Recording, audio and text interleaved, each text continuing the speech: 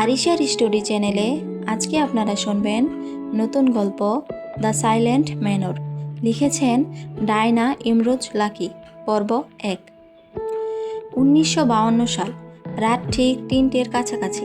শীতের সময়ে রাতের সময়টা যেন দীর্ঘ হয়। রাতের নিস্তব্ধতা যেন কাটতেই চায় না। আজ প্রবল শীত।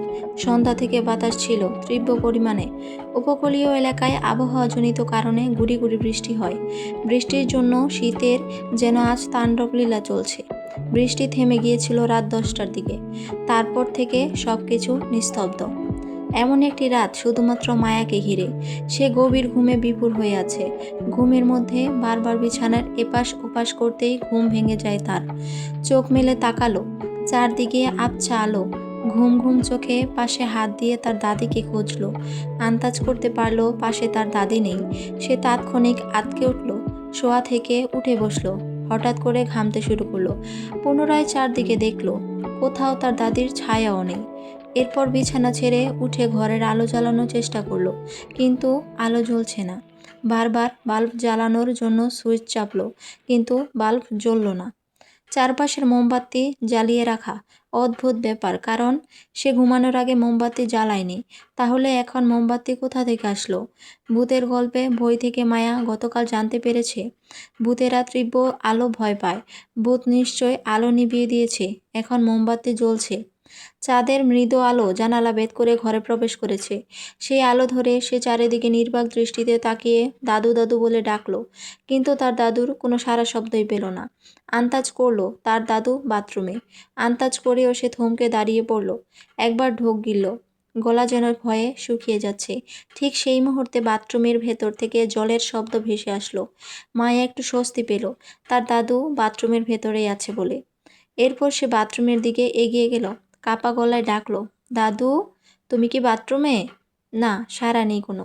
হঠাৎ বাথরুমের ভেতর থেকে জলের শব্দ বন্ধ হয়ে গেল। মায়া ধীর স্থির পায়ে বাথরুমের দিকে এগিয়ে গেল। বাথরুমের দরজা আগে থেকেই খোলা। মায়া এবার যেন ভয়ে চুপসে গেল। কপালের বিন্দু বিন্দু ঘামগুলো মোমবাতির আলোয় চিকচিক করছে।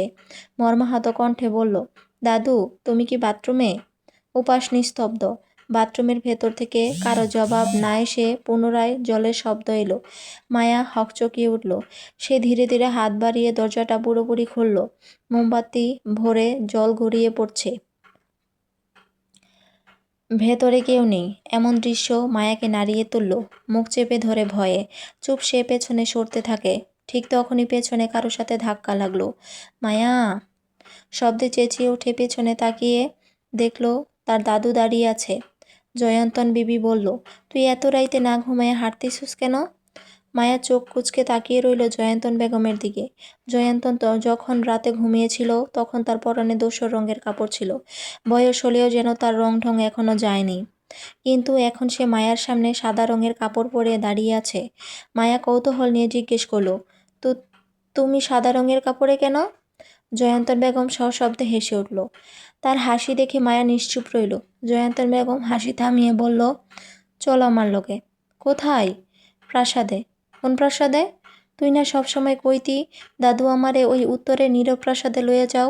চল, আজ লইয়া যাম। মায়া নাকচ করলো, কিন্তু জয়ন্তন মায়ার কথা না শুনে তার হাত ধরে টেনে বাইরে নিতেই মায়া অনুভব করলো তার মুখে জলে ছিঁড়ে ফোঁটা পড়ছে। বাড়ির কাজের মেয়ে শেফালির কণ্ঠ ভেসে আসে। শেফালি তীর্যক কণ্ঠে চেঁচিয়ে বলল, ও মেম সাহেব, ঘুম থেকে ওঠেন, কত বেলা হইয়া গেছে। মায়া তখন লাফিয়ে উঠে বসলো। খুব জোরে জোরে নিঃশ্বাস ফেলছে। মাথার উপর তাকিয়ে দেখলো ফ্যান ঘুরছে। সকালবেলা ঠান্ডা পরিবেশ, কিন্তু সে ঘামছে। সে বুঝতে পারলো স্বপ্ন দেখছিল এতক্ষণ। মায়া শেফালিকে লক্ষ্য করে বলল, শীতের মধ্যে ফ্যান চলছে কেন? আমি সেই কখন আপনার লেগা চা আনছি, আয়সা দেখতেছি আপনি ঘামতেছেন। আমি ভাবলাম আপনার হয়তো গরম লাগতেছে, তাই ফ্যান ছাইড়া দিছি। আপনি কইলে আমি ফ্যান বন্ধ করে দিতেছি। দিমু? মায়া বলল, তো শীতের মধ্যে কি ফ্যান বাতাসের আমি বরফ হব?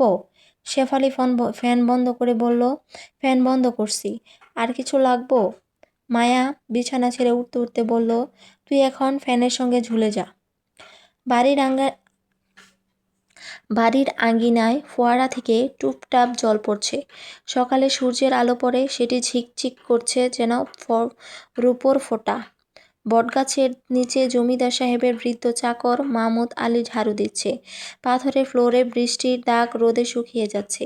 ফুলবাগানে সকালবেলা শিশিরে ভেজা বেলি ফুলের গন্ধে পুরো পরিবেশটাই সুরভিত হইয়াছে। রান্নাঘর থেকে ভেসে আসে দুধ ফুটানোর আওয়াজ, সঙ্গে এলাচ লবঙ্গের গন্ধ। শালুক বেগম তখন নামাজ শেষে ছাদের দিকে হাঁটছে। সাদা মসলিন কাপড় মাথায় টেনে দেওয়া, হাতে তসবি। ছাদের পাশে দাঁড়িয়ে দেখছি দূরে হুগলি নদীতে ভেসে যাচ্ছে ছোট পালতোলা নৌকা। দাসীরা টিনের ট্রেতে করে নাস্তা সাজাচ্ছে। চা, নান, রুটি, খেজুর আর এক ছোট বাটি সেমাই, সাথে গরুর কলিজা ভুনা। আমজাদ চৌধুরী শীতের হাওয়ায় এক নিস্তব্ধ সকালের মাঝে শান্ত মনে বসে আছে। আলিমনগর গ্রামটি প্রায় সব ঘর কাঠের এবং ছাদের উপর ধুলিমাখা টিন।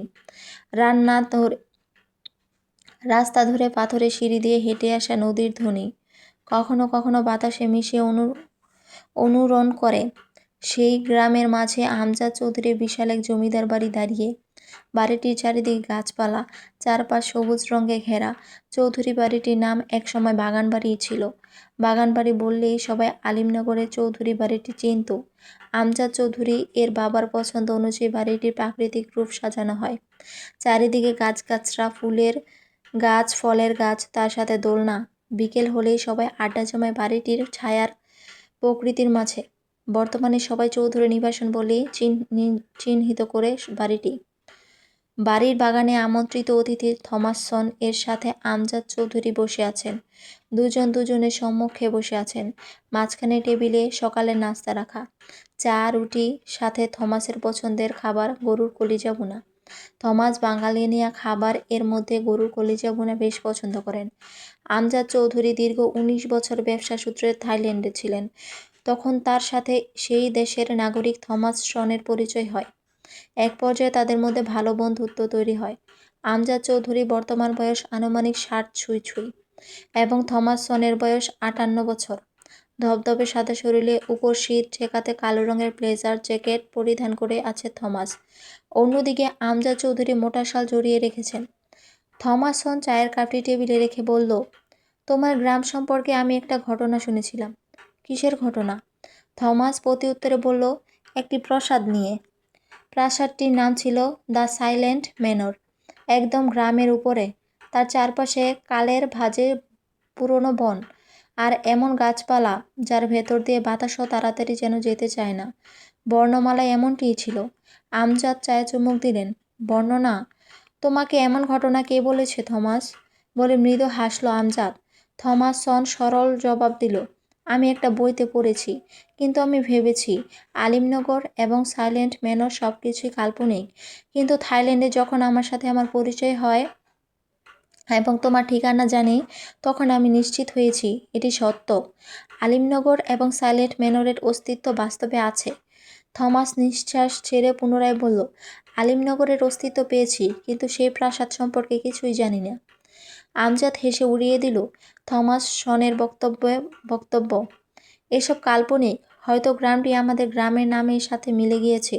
এটা কাকতালীয়। থমাসন উদ্ভ্রান্ত হয়ে বলল, কিন্তু আমজাদ, বইটির লেখক উল্লেখ করেছে প্রাসাদটি এক সময় অন্য রূপে ছিল। চারপাশ ঝলমলে আলোয় ভরা ছিল।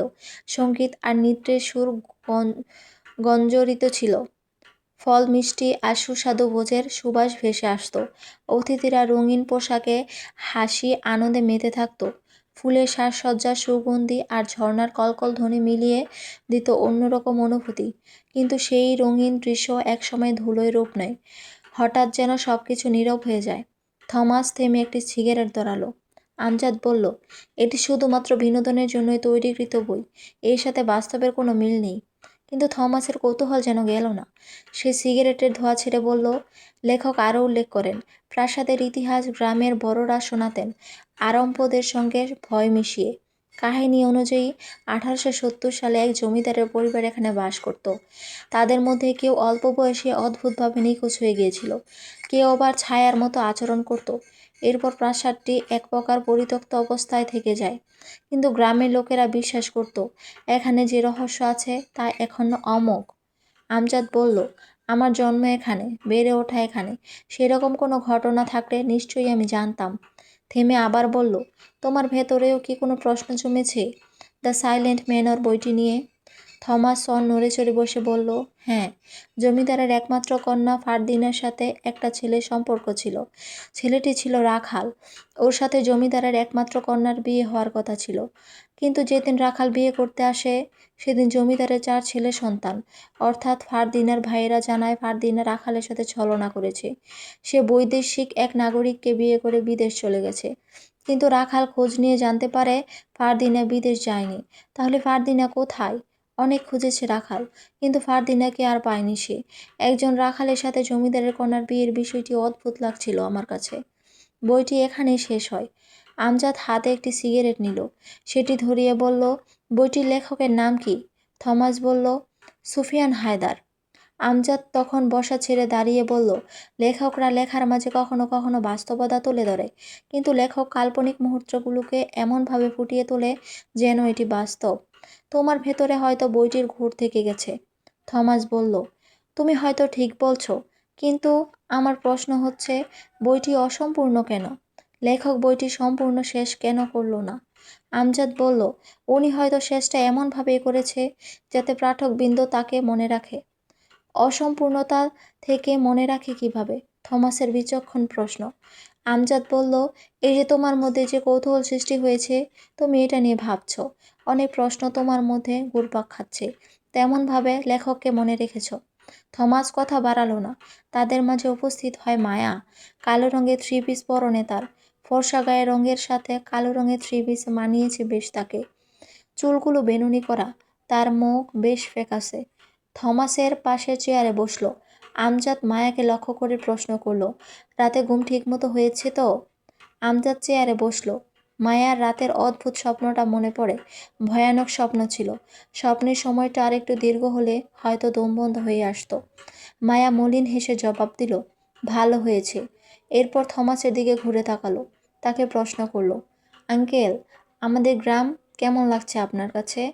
বেশ সুন্দর, তবে অনেকটা নিস্তব্ধ এই গ্রাম। এমন মনে হয় গ্রামটি থেকে অমূল্য নক্ষত্র হারিয়ে গেছে। মায়া তার মুখে এরকম কথা শুনে আমজাদ হোসেন এর দিকে তাকিয়ে বলল, বাবা, আঙ্কেলের এরকম অনুভূতির কারণ কি? তুমি জানতে চাওনি? আমজাদ ঠোঁট বেঁকিয়ে হাসলেন। তোমার আঙ্কেল একটি বই পড়েছে। সেই বইয়ে গ্রামটির নাম আলিমনগর। বইটি অসম্পূর্ণ, তাই ওর মনে কৌতূহল জন্মেছে। কী বই আঙ্কেল? মায়া প্রশ্ন করল। The silent manor. মায়া ভ্রু কুঞ্চিত করে বলল, বইটি আমিও পড়েছিলাম। অসম্পূর্ণ বই, কিন্তু আমার ভেতরেও একটা প্রশ্ন জমেছে। ফারদিনা কোথায়? সেই রাখাল কোথায়? ফারদিনার পরিবার কোথায়? আমজাদ মায়াকে বিচলিত দেখে বলল, তুমি এসব বই গল্পের চক্করে কেন পড়লে? মাথা খারাপ করো না। অযথা ফালতু জিনিস নিয়ে ভেবো না। এসবের সাথে বাস্তবের কোনো মিল নেই, আর বাস্তবে এরকম কোনো ঘটনাও ঘটেনি। মায়া বলল, বাবা, তোমার সাথে আমিও সহমত, কিন্তু লেখক কেন অসম্পূর্ণ রেখেছে বইটি? থমাস বলল, আমিও এসব বিষয়ে ভেবেছি, কিন্তু কোনো জবাব পাইনি। যাকগে, এসব বাদ দাও। তোমার পড়াশোনার খবর কি বলো? এখন কি করছো? মায়া বলল, আমি কিছুদিন হয় বিদেশ থেকে পড়াশোনা শেষ করে ফিরেছি। এখন চাচ্ছি শহরে চলে যাব। আমার এই গ্রাম ভালো লাগে না। একে তো শহর থেকে অনেক দূরে, তার উপর নীরব। শহরে ভালো একটা চাকরি নিব, এরপর সেখানেই সেটেল হব। আমজাদ কিছুটা উদ্বিগ্ন স্বরে বলল, তোমার বয়স কত হয়েছে? 25 বছর? বিদেশ থেকে পড়াশোনা শেষ করে ফিরেছ, তার মানে এই নয় যে তুমি তোমার সিদ্ধান্ত নিতে উপযুক্ত হয়ে গেছো। এখনও তুমি আমার কাছে বাচ্চা। আমজাদ থেমে গেল। থমাস কিছু বলল না। আমজাদ পুনরায় বলল, আপাতত তোমার কিছু করার নেই। গ্রামে থাকো, তোমার ভাই, দাদু, মা সবার সাথে থেকে যাও।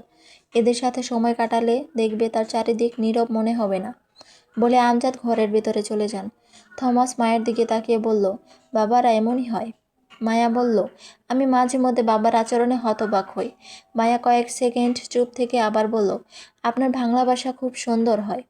এত নিখুঁতভাবে কিভাবে বলতে পারছেন? থমাস হেসে বলল, তোমার বাবার থেকে শিখেছি। থমাস প্রসঙ্গ পাল্টে অসম্পূর্ণ বইটি টেনে আনলো। বলল, আচ্ছা, তোমার কি মনে হয় দ্য সাইলেন্ট ম্যানর বইটি অসম্পূর্ণ কেন? মায়া কিছু ভেবে বলল, ঠিক জানি না। বইটি আমি অনেক আগেই পড়েছিলাম। লেখকের খোঁজও পেলাম না। কোথায় খোঁজ করেছ? অনেক প্রকাশকদের সাথে কথা বলে ওনারা সঠিক তথ্য দিতে পারেনি। তবে আশ্চর্যের বিষয় হলো লেখক সুফিয়ান হায়দার শুধুমাত্র একটি বই লিখেছিল, এরপর আর তার খোঁজ পায়নি কেউ। থমাস বলল, বিষয়টি রহস্যজনক, তবে এসব নিয়ে ঘাটাঘাটি করে সময় নষ্ট করে লাভ নেই। আমি আর আমজাদ শহরের দিকে যাব, আসছি বলে থমাস ঘরের দিকে চলে যায়। এতক্ষণ তাদের কথোপকথন দোতলা বারান্দা থেকে লক্ষ্য করছিল জয়ন্তন বেগম। তিনি এক দৃষ্টিতে মায়ের দিকে তাকিয়েই রইল। মায়াও চোখ পড়ে তার দিকে। জয়ন্তনের সাথে চোখে চোখ পড়তেই জয়ন্তন ঘরের ভেতরে চলে যায়। মায়া বিড়বিড় করে বলল, অদ্ভুত, জানুয়ারি মাসের মাঝামাঝি সময়ে শীত যেন সবাইকে আষ্টেপৃষ্টে জড়িয়ে ধরে। দুপুরের মাঝামাঝি সময়ে মায়া হঠাৎ বিষণ্ণতায় পড়ল। তার ইচ্ছা করছে আশেপাশে প্রকৃতি উপভোগ করতে। জায়গাটা বেশ ঝিমঝিম হলেও তার ঘরে বসে থাকতে ইচ্ছে করছে না। ঘরের বাইরে বের হলেই মন ভালো হবে। মায়া পোশাক বদলে নেয়, থ্রি পিস ছেড়ে শিকারি পোশাক পরে নেয়। এরপর সকালে চোখ এড়িয়ে তার অশ্ব নিয়ে চলে যায় উত্তরপাড়ায়। চৌধুরী নিবাসন থেকে উত্তরপাড়া অনেকটা দূরে। উত্তরপাড়ায় উপস্থিত একটি নদী। মায়া সেখানে গিয়ে থামে। নদীর অপর প্রান্তে কুয়াশা। শীত পর্যাপ্ত হওয়াতে সূর্যের দেখা নেই। অপর প্রান্তে কুয়াশা থেকে যেন মৃদু হাওয়া ভেসে আসছে। সেই হাওয়াতে মায়ার চুল উড়ে গেল। সে প্রাকৃতিক রূপ উপভোগ করে শান্তি অনুভব করছে। গ্রামে আসার পর থেকে অস্থির হয়ে গিয়েছিল কখন সে শহরে যাবে। এই গ্রাম বড়ই অদ্ভুত, বিচিত্র নিয়ে নিস্তব্ধ। কিন্তু এখন মায়ার মনে হচ্ছে গ্রামটি আসলেই সুন্দর। শহরের গাড়ির হর্ন, নিয়ম মেনে চলার থেকে স্বাধীনভাবে গ্রামে থাকা অতি উত্তম। মায়া অশ্ব ছেড়ে নেমে দাঁড়ায়। তখন কিছু মাঝিরা মায়াকে দেখল। তারা মায়াকে লক্ষ্য করে চেঁচিয়ে বলে, জমিদারের কন্যা, তোমারে দেখেই চিনছি। এ ভরা দুপুরবেলা এইখানে বেশিক্ষণ থাইকো না। মায়া তাদের কথা এড়িয়ে গেল। এরপর ধীরে ধীরে নদীর তীরের দিকে এগুলো। নদীর স্রোত বইতে কলকল শব্দ। মায়া স্বাচ্ছন্দ্য বোধ করল। এ শব্দ বহুদিন এর অপরিচিত। নদীর কিছুটা দূরে অবস্থিত জঙ্গল। জঙ্গলে ঝোপঝাড় থেকে বেশি মৃত গাছ ছড়িয়ে আছে। বলা হয় এই জঙ্গলে হরিণ বসবাস করে। শুনেছিল, তবে বিশ্বাস করেনি। ঠিক তখনই জঙ্গলের ভেতর থেকে বাঁশির সুর ভেসে আসে। মায়া থমকে গেল হঠাৎ বাঁশির সুরে। ঘুরে তাকালো জঙ্গলের দিকে, কিন্তু কোথাও কোনো মানুষের ছায়া অবধি নেই। একবার মাঝিদের দিকে দেখলো, তারা নদীর মাঝ অবধি চলে গেছে। মায়ার কান খাড়া করে শোনার চেষ্টা করলো। সুরটি জঙ্গলের ভেতর থেকেই আসছে। তার ভয়ও হলো, কিন্তু দিনের আলোয় ভয়টা তাকে তীব্রভাবে জড়িয়ে নিতে পারল না। সে জঙ্গলের দিকে যাওয়ার জন্য মনস্থির করে। মায়া অশ্ব পিঠে চেপে বসে। এরপর সুর ধরে জঙ্গলের দিকে এগিয়ে গেল। কিন্তু যতই জঙ্গলের দিকে এগোচ্ছে ততই সুরটি যেন থেমে যাচ্ছে। নিস্তব্ধ পরিবেশে চারিদিক এক ভয়ঙ্কর রূপ ধারণ করেছে। মায়ার ভেতর ভয় জেগে উঠলেও অদ্ভুত সে বাঁশির সুর যেন তাকে টেনে নিয়ে যাচ্ছে। সে জঙ্গলের ভেতরে প্রবেশ করে। ততক্ষণে বাঁশির সুরটা থেমে যায়। সে স্তব্ধ হয়ে গেল। চারদিকে তাকালো, কোথাও কাউকে দেখছে না। অশ্ব থেকে নেমে দাঁড়ায়। হেঁটে হেঁটে এদিক সেদিক গেল। কাউকে সে দেখতে পেল না। ভাবছে এটা তার মনের ভুল ছিল। সে যেন হাঁপ ছেড়ে বাঁচল। পুনরায় অশ্বের কাছে আসতে চাইলে তার সামনে একটা সাপ পড়ল। সাপটি তার দিকে ক্ষীণ দৃষ্টিতে তাকিয়ে আছে। সাপটি ফেনা তুলে দাঁড়িয়ে আছে। মায়ার পায়ের তলার মাটি যেন তখন সরে গেল।